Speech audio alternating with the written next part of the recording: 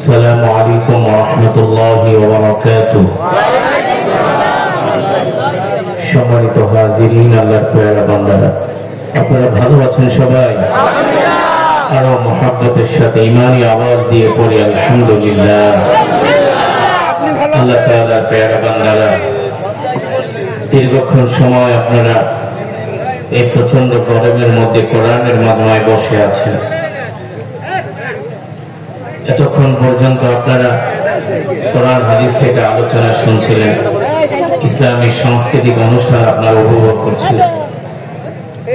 এতক্ষণ যে কোরআন হাদিস থেকে আলোচনা শুনছেন, এখন সরাসরি সেই কোরআনুল কারীম থেকে তেলাওয়াত হবে। কালামুল্লাহ, কার কথা? আল্লাহ তাআলার কথা। কালামুল মুলুকি মুলুকুল কালাম, বাদশার কথা, সে তো কথার বাদশা। আমার রব যত বড় তার কথাও তত বড়, আমার রব যত দামি তার কথাও তত দামি, ঠিক না বলো? এ কারণে কোরআনুল কারীমের তেলাওয়াত শ্রবণ করলে এক এক হরফে 10 নেকি। সুবহানাল্লাহ বলেন। এক এক হরফে কয় নেকি? 10 নেকি। আমরা অনেকে কোরআন পড়তে পারি না, কিন্তু কোরআন শুনতে পারবো তো ইনশাআল্লাহ। এই সমাজে কিছু মুসলমান আছে যারা নিজেরা কোরআনও পড়তে পারে না, কোরআনের মজমায়ও আসে না। আছে কি আছে না? আমি বলি ওরা আবু জেহেলের চেয়ে নিকৃষ্ট, কারণ আবু জেহেল কাফের হয়েও কোরআন শুনতে আসতে, তাও রাত 3টা বাজে। কয়টায়? আবু জেহেল আল্লাহ রাসূলের কোরআন শুনতে আসতেন রাত 3টা, ঠিক না বলো?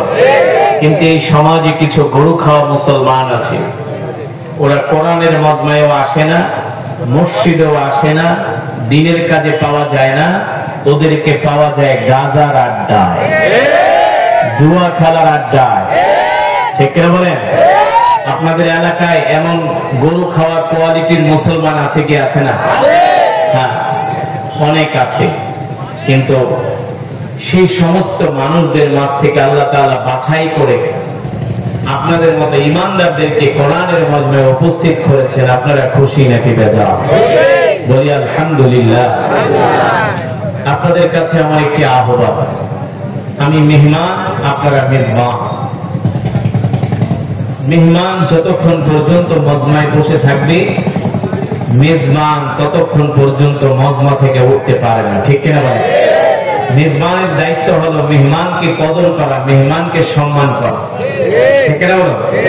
এই কারণে আমি চাই আজকের এই মজমা শেষে আমরা কোরআনুল কারীমের তেলাওয়াত শুনবো, বয়ান শুনবো, শেষ মোনাজাত দিয়ে একসাথে আমরা বিদায় নিব। রাজি আছেন ইনশাআল্লাহ? শেষ মোনাজাত দিয়ে যেতে পারবেন, সেই ঈমানের পাওয়ার আছে আপনাদের? সেই ধৈর্য আছে?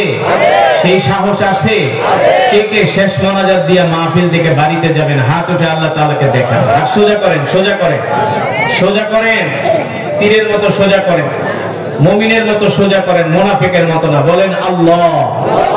আরো জোরে বলুন আল্লাহ। আমাদের গুনাহগুলো মাফ করে দেন। আরো জোরে বলুন আমাদের গুনাহগুলো মাফ করে দেন।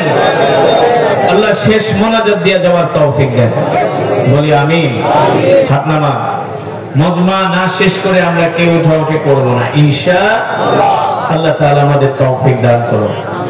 ইকো দেন, ইকো, ঢিল, আওয়াজটা ভাগবে, আওয়াজটা ভাগবে, আওয়াজটা হচ্ছে না। ইকো হবে, ঢিল হবে, আওয়াজটা ভাগবে। আবারও বলছি,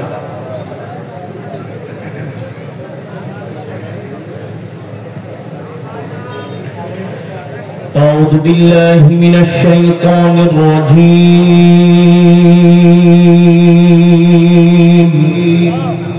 الله أكبر.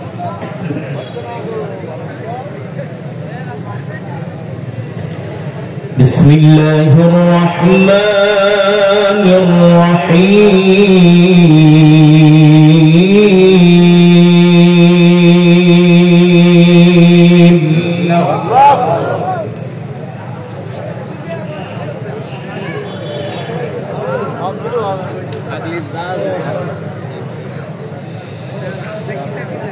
يا أيها الإنسان ما غرك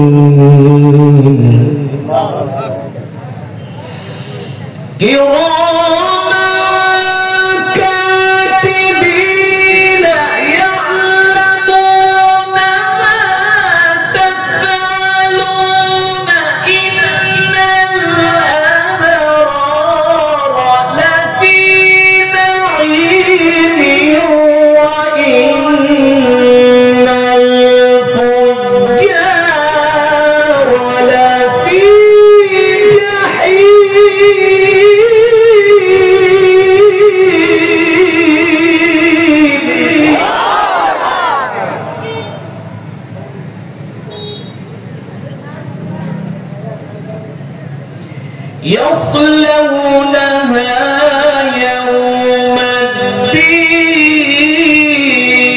الدين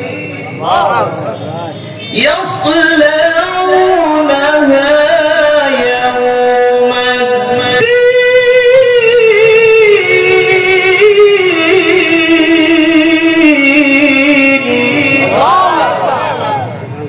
وما هم عنها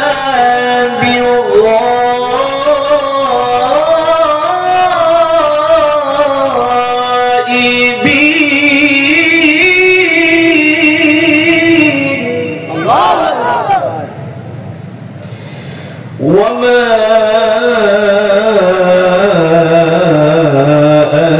أدراك ما يوم الدين ثم ما أدراك ما يوم الدين يوم لا تملك نفس لنفس شيئا والأمر يومئذ لله والأمر يومئذ لله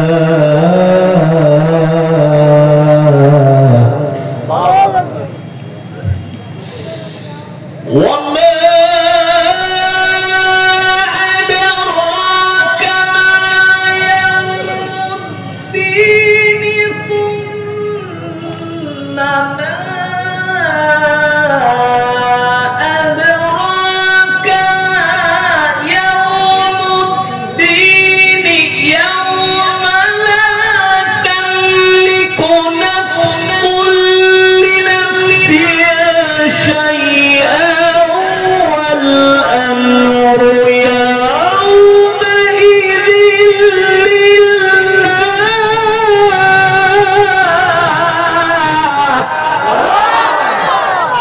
نراي التكبير نراي التكبير القرآن هذا شيخ سيد الإسلام أسد شهيد কাশিবাড়ির পক্ষ থেকে নারায়ে তাকবীর وما أدراك ما يوم الدين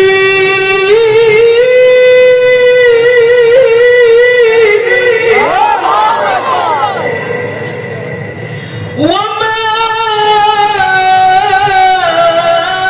أدراك ما يوم الدين ثم ما أدراك ما يوم الدين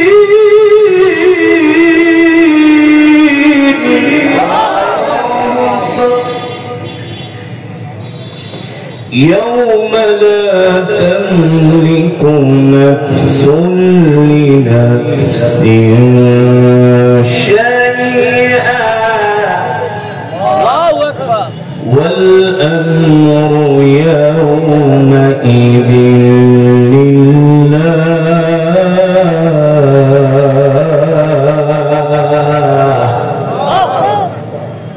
والأمر يومئذ لله الله أكبر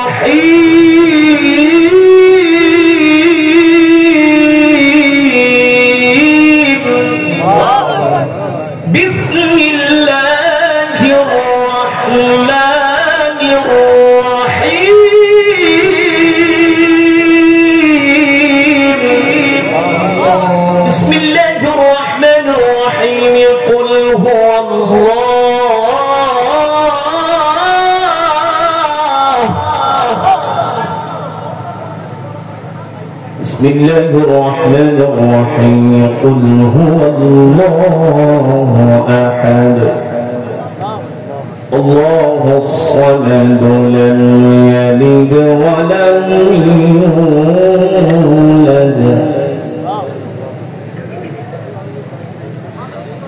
لم يلد ولم يولد ولم يكن له كفوا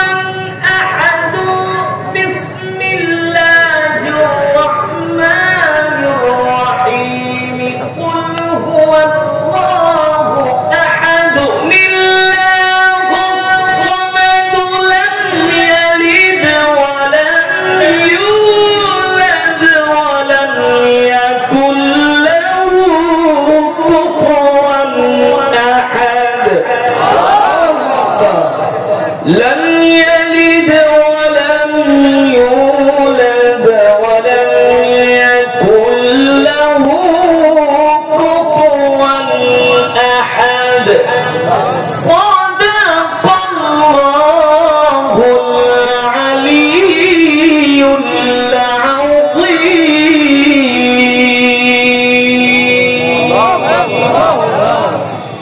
আমরা সকলেই বলি আলহামদুলিল্লাহ।